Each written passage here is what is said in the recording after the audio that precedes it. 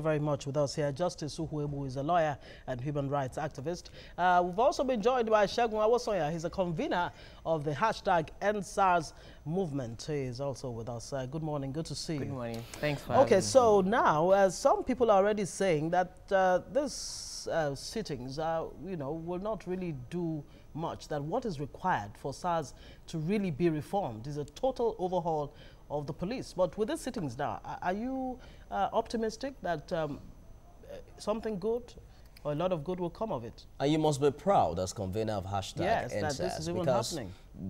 It was that hashtag that informed the intervention of the then acting president. Mm-hmm. Yeah, I would say that I will always express my measured optimism, for the developments that we see, because where the federal government is now is where we have been years ago. But when we're saying these things, when we're bringing this thing to the table based on the cases that we have at hand and based on the things that we have seen from our research and all, people were thinking it was political, people were thinking or saying all sorts of things. You heard all the defenses of the police and all these things. Now it's coming to light, that governance is not just people sitting at the top of any pinnacle. It's about the people working with the structures, to make things happen for normal Nigerians. So as a way, there are millions or thousands of cases that will soon come to light that we're seeing. But what the sitting is doing is actually creating an official position for federal government to actually see these things for what they are. Instead of assuming or instead of thinking these things were fabricated or they were conjured from the skies. Now they can see vividly what we saw before we designed a campaign to bring to limelight what is happening, and before we took on the necessary government bodies, and challenge them to do certain things. Because mixing or fusing advocacy with activism is the only thing that can bring measured results within this kind of policy that the kind of system that we have in Nigeria today. And we are seeing these improvements. These are not solutions yet. Because after all these things have been put together, we're still going to sit down at the Presidential Panel Committee to now determine what the motives behind these things, what is leading to it, where we can begin to start from. We have made a lot of recommendations, beginning with the repeal and replacement of the Police Act of 1945, 43 or so. This has been over 75 years old now, and it has not been reviewed until now. It's all right. So we'll get back to you we'll on that. Look at all of that. Let's. But this is not the first time we're having such panels like this, and we're looking at overwhelming infringement of human rights in this light. But I'm concerned about the fact that evidences have to be brought that shows SARS brutality, such that appropriate measures will be taken. As a lawyer, I'm thinking that perhaps we need to start educating Nigerians on what evidence you'll have to keep if in case you were brutalized by, security operatives, because that is what gives this panel, the ability to judge whether an abuse has occurred. Yeah, you see, actually, in the field of law, everything is all about evidence, because the law is that he who asserts must prove. But aside from that, we'll look at it holistically from this angle, that generally when we're talking about SARS, let's also know that SARS is a department of the police. So when we're talking about it, we'll have to look at the police on its entirety. Now, you will agree with me, if you're living in Nigeria, that we see abuses from security agents every day in this country. Walk out to the street today, you see how, in fact, the Lagos State, there's one they call task force or something like that. Yes. You see how Nigerians, how Lagosians, how people are suffering on a daily basis in the hands of people who are supposed to be protecting them. It's so unfortunate. If you remember, last time I was on this forum also, where the Amnesty International released that Nigeria is one of the worst countries of human rights abuses. And the federal government was trying to defend it. What are you defending? These things are things we see every day. Just because you are in the authority, you don't experience it. But aside from that, you begin to ask yourself a question. This is what Nigerians don't even know. What is the meaning of SARS? Special Anti-Robbery Squad. Yes, set up in 1992. But the truth is, to fight armed robbery cases exclusively, simplicity, differently. But unfortunately, SARS today is handling Afre, fighting. But that has changed under this No, it's information. not true. I am telling you. No, but no, just hold the lawyer. According to what the government is saying, they say that FSARS now will only focus on robberies and kidnapping. I'm coming. The You see, reform. Are you saying that in recent times they have not also followed the reforms? Why not, as a journalist, why not visit the SARS in Lagos here and call for their inventory incident forms? You will now see the kind and the manner of cases they are handling.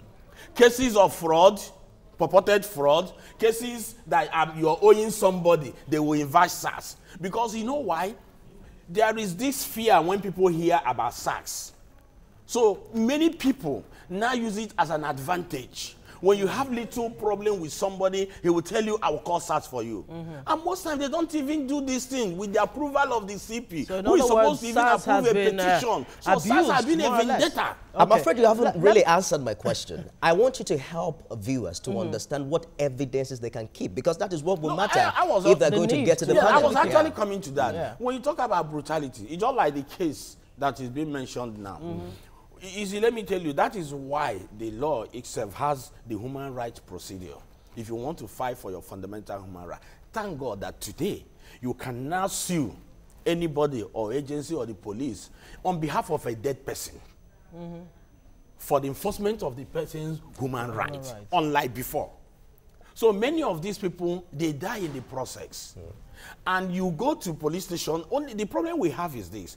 Many Nigerians don't have, you know, the ability or the free will to come out and say their experience with these people. Isn't that because they don't have confidence? No, it's not that. It's not that. It is fear. It is fear. It is fear, because these people will first of all intimidate you. They will first of all threaten to kill you, and that heaven will not fall. And actually heaven will not fall. So if you have evidences like bruisings, which other evidences is even more than that? You should not be detained more than 24 hours without being taken to a court of competent jurisdiction. That one is number one evidence, apart from the brutality, the beatings, and all the rest. Even in law, that what we call the judge's rule. The police have no right to torture you in order to extract evidence from you. But unfortunately, the police, they know these things. They have the legal teams and all the rest. So it's one thing actually knowing what to do, is another thing doing it actually. Shegun, this is a very, very you know, serious matter we're talking about, because in spite of the cries and the uproar against SARS, and then you had the acting president then, you know, Vice President Yemi Osinbajo actually come out to say that SARS should be disbanded, only for us to hear that no, it's not really a case of disbandment, but you know, it's been renamed, given a new nomenclature, FSARS, Federal Special Anti-Robbery Squad and all of that. And in the midst of all of this, I'm sure you're aware of the story of the daughter of the former finance minister, who was, you know, killed only because she refused to open the door of her car to a police officer. So in spite of all these cries, these brutalities continue. Now, I need to make some things clear. Like I said the last time I was on your program, when we were talking about the pronouncement, I said it was a pronouncement, and government needs to do justice by the people by making sure it doesn't end as a political pronouncement. You know, you don't just say things without actually, you know, determining how far you are really willing to go with that pronouncement. You know, I was saying that for you to reform the police, it's not by changing headgears, changing names, changing acronyms, or making nebulous pronouncements on air. It is about actually going deep into the structures, going into the laws that put them there, that enact that actually makes them function in society, and then to begin to make some tweaks that will adjust the way that they engage. Now, thankfully, because of our campaign, because all these things happened because of our campaign, because of our campaign, we're able to follow up with the police. Like I said, before that pronouncement, we had a series of meetings with the police leadership. And then they agree with us that truly they can now see the issues that we're talking about, and they are working towards it. And that's why the committee, that's why that sitting, you know, brought about this fact about the new reforms, according to what we're saying. These are just top gaps, you know, which we put in place that, look, SARS should not or must not be seen roaming the streets. They only react or respond to cases of kidnapping and armed robbery. So any other thing, you cannot see SARS walking around the street anymore. But not. again, they should not. And they are, and have I you can seen say, a level of compliance? Because that was yes, that's what I'm saying. We have been able to measure that considerably the abuses by SARS has dropped by close to 60%. We're working with SARS. So that's a good one. That's a good one, but again, it's not there yet. We're not there yet. There are still elements within the, when we say SARS, there are still elements within that structure that sees themselves as an authority, even above the police. We have the special anti-kidnapping squad. We have the special anti-cultism. These people act and pretend as if they are not affected by this pronouncement. So in some states, like Akure, like Ondo State, in Akure and some other part of Rivers, you still find these people operating normally as if the laws they are above the law. Then again, the removal of SARS from the streets and all has curbed the impunity of SARS, but the policemen had been, the police generally, the police formation have been revealed for what they exactly are. The task force is still operating, oppressing the people across cities, especially in Lagos. In Lagos, anybody can be arrested. And once you are arrested, you are not entitled to a lawyer.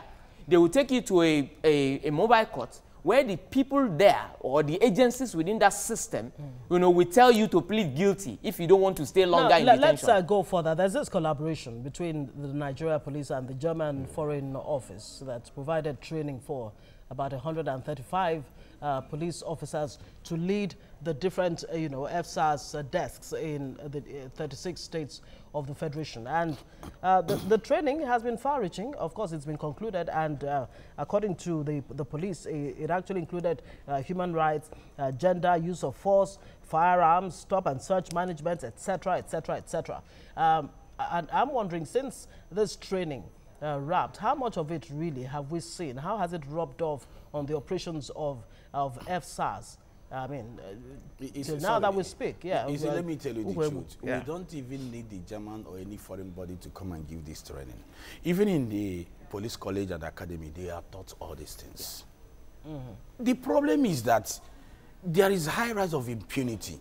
The moment an average police officer wears his uniform or gets that gun, they turn to a different thing entirely. When we say that the FSARS is guilty of impunity, is it a reflection of the larger picture of a society, or, that allows for that to happen in the first place? I would say yes, because they're also products of the society. But they forgot that as a body, they're supposed to live above board. You know why? Because everybody, in fact, even the human rights we're talking about, there is limitation to human rights. The Constitution even provides it. Okay. So anywhere you are, any authority you are, there are limitations. That is even why in the wisdom of the law, there are what we call ultraviolence doctrine. When you're even acting in any capacity, you must not act more than your powers. Can we attempt to drive this home? Because we can keep going on and on talking about the problems. How do we really mainstream human rights norms and tenets into the operation of the police that is intended with a global best practice? We are recommending now, coming from the human rights angle, that we should begin to teach human rights from the primary schools. That is why if you go to the Western world, everybody knows his right. A child knows his right. But here, most of us don't know. In fact, people believe that you must have to be a lawyer before you know your right or before you fight for your right. It's not true. So we must begin to, give people that orientation. That is one. Two, we must also begin to speak out when things happen. Three, there are some of us that are lawyers outside there that are ready to take up human rights abuses cases pro bono.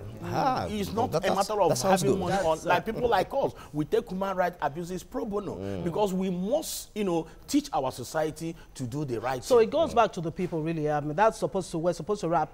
Say something very quickly about, Nigerians actually taking advantage of this to seek justice for themselves. Nigerians have been speaking out since last year, since we started our campaign. And you can tell also that we also have a legal hub where we provide services for free for people across Nigeria. So today, even on a daily basis, we get cases from 24 hours around the clock, of people, facing police oppression, police abuses. When SARS went off the streets, the police resumed. So we're hearing cases of people being abducted in their house by SIB or by different kind of people who are not wearing uniforms, who abuse people's rights, put Indian hemp on the table and say they will implicate them if they don't comply, and that people should go and bring 100,000 naira for bail and all those things. So we are doing that, and as we speak, there is a special team that came from Abuja, to look into the petition we just raised a week ago. The petition was answered immediately, was responded to immediately by the office of the IGP, and they sent a team down to look into these cases. And we're seeing the response. The response is getting better. People are knowing their rights better. They know where to go to, and lawyers are actually assisting. All right, thank you so much. I mean, that's very heartening to know. Justice Uhuebu is a human rights lawyer, and Segun Wosonya is convener, #End SARS movement. Thank you, gentlemen, for joining us on the show this morning, and we hope things will get even better.